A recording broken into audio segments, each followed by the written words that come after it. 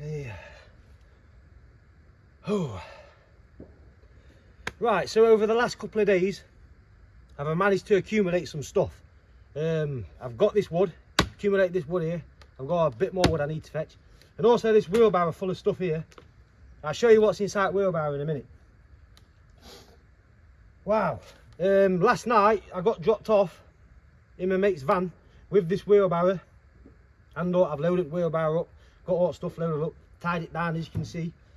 Started walking with it. I was walking for about an hour and I tapped my pockets and realised I'd left my phone in his van. So this morning I've had to walk a couple of hours, loads of miles, get my phone and get dropped back off. Well, I got dropped back off with this wood, so it's all good. So I'll show you what's in this wheelbarrow. So, right, so first thing I got yesterday was this stove. It was a scrap stove. It had been put out to be weighed in as scrap metal, and I seen it. I seen a bit of potential.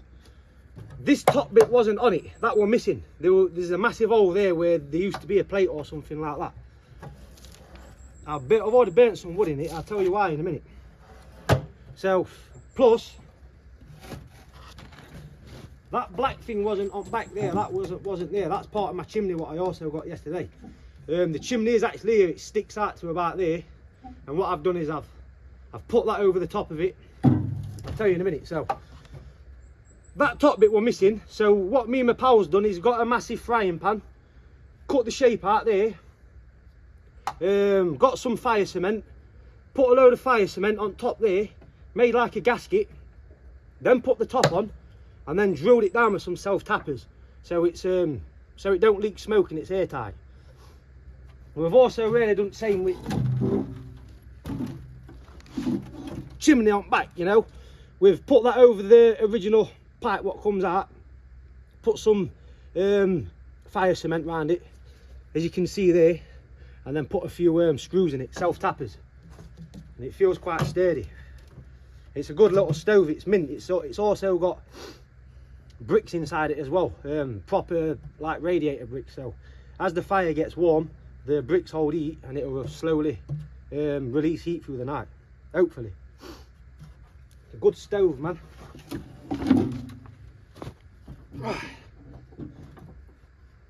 And then second thing I got was this chimney here.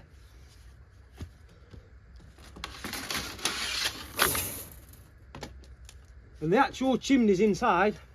And why it's so fat, because, well, I don't really know what it's called, you know what I mean, but when it gets hot, you can touch it. It gets hot, don't get me wrong, but not enough to set a fire, so it's safer this way, you know what I mean. It's a good chimney.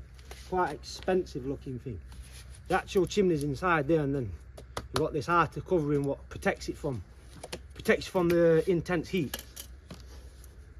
These bends here, so I can get to bend upwards. Also got this in case.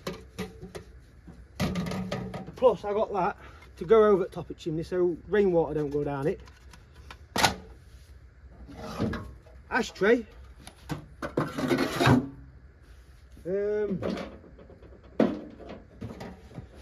This, I got this as well. I might be able to do something with this.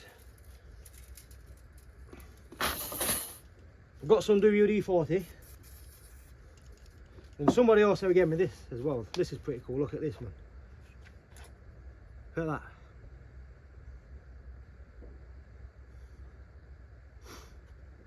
Sharp as well, razor sharp. So today really I want to try and fit this stove. I want to get this where I want it and get it all set up. So that's my mission today, to set this stove up.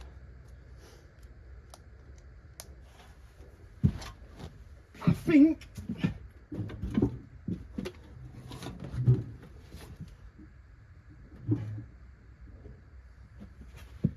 I'm going to have it like this, a little bit of something like this. I'm going to build feather boards around it, up it. And then, yeah, I think I'm going to have that bit sticking out back there, stove here like this. Probably like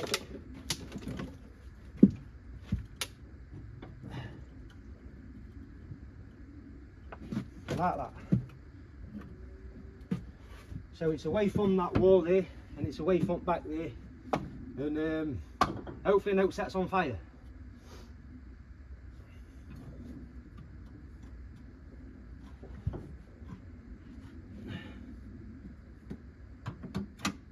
So I'm going to put the stove here instead. And because the chimney's so heavy, it almost like make the stove tip this way, so I'm going to put this here now, just temporarily, to support it, as I put the chimney on.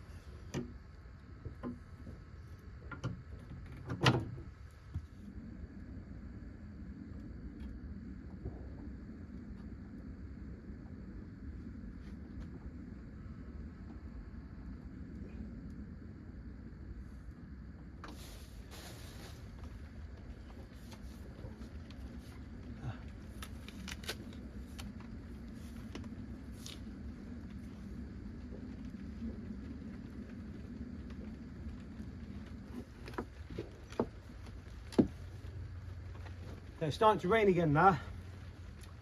Do with covering this up.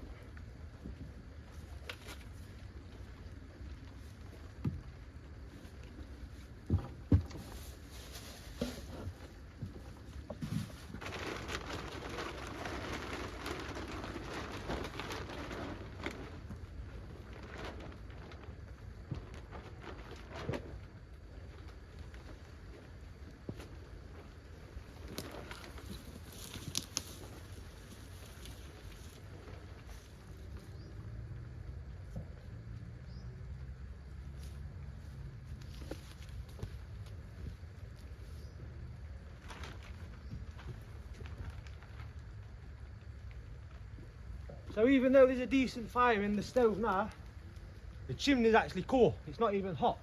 And I think it's down to weather really because of wind. So I think that tarpaulin won't even melt.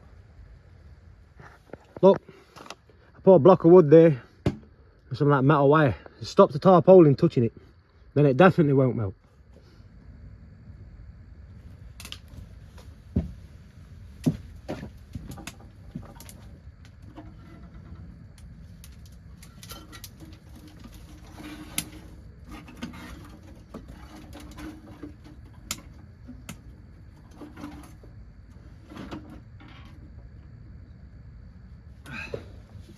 So as I walk into this spot today, I had those feather boards on my shoulders. I heard some motorbikes and I thought I'll put these feather boards down just in case. And as these motorbikes come around corners, around the corner it turned out to be 2 police officers, and they were looking for other motorcyclists, you know what I mean. I was speaking to her for a couple of minutes, then they went off. Then I got my featherboards, picked them up, walked a little bit further, and I could hear motorbikes again, so I stashed the featherboards, and then it was police again, you know what I mean. And they stopped, they said, oh, we keep bumping into you, don't we? So I sat and spoke to them for a minute. When I speak to people, sometimes what I do is try and put myself a lot lower. I'll sit down on the ground, so like they're a bit higher than me, and I just like to talk to people with my legs crossed sometimes, you know what I mean. And I was speaking to them, and they says, what you doing, walking your dogs and things like that. I didn't need to tell them, you know what I mean, but I don't lie, do you know what I'm saying? And if I end up trying to lie, I end up telling the truth. And I said, no, I actually live down here, do you know what I mean? And I told them, not exactly what I'm doing, but what I'm doing, that I've got a YouTube channel about me walking from Skegness up to Scotland. And they weren't even bothered, mate. They said, honestly, you know what I mean? I don't think I was their problem, you know what I mean? But I find sometimes if you're truthful, as long as you're not doing no, I don't think I'm doing no wrong. In the eyes of some people, I might be doing something quite illegal, but I don't think I am, you know what I mean? I'm not causing trouble or anything like that. I've got my dog sat next to me who's, you could say a banned breed, is not a banned breed, you know what I mean? And everything was alright, everything was sound. And I just thought, sometimes when you're truthful, things work in your favour a lot, you know what I mean? I have been a bad lad in the past. Like I say, I've been to prison 3 times. I have been a bit of a naughty boy in the past, you know what I mean? But say in these past few years, I really have been trying to just keep out of trouble and behave, you know what I mean? And even if it seems like I'm committing crime now, even if I might shoplift sometimes when I've got no money in the past, say in the past couple of years, I still don't think I'm doing anything wrong, because end of the day I'm hungry and I've seen what gets chucked away, you know what I mean? So I'm not going to get political or anything like that, but even if it seems nowadays that I'm breaking law, I don't think I am, but I'll still try, and because my mouth gets me into trouble sometimes. I can talk too much, talk myself into trouble. I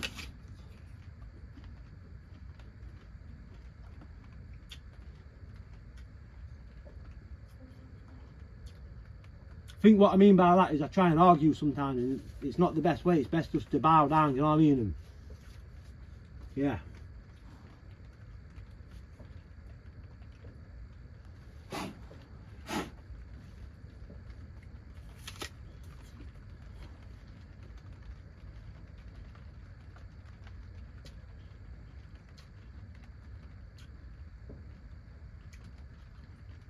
I don't like lying to people. I think as soon as I start lying, my eyes start flickering, and I can't make the right eye contact. I like to sit down and look people dead in the eyes and talk to them that way, do you know what I mean? And as soon as I get asked a difficult question and it feels like, oh, I'm going to have to lie, I start acting, I can't do it, you know what I mean? I end up telling the truth, you know what I mean?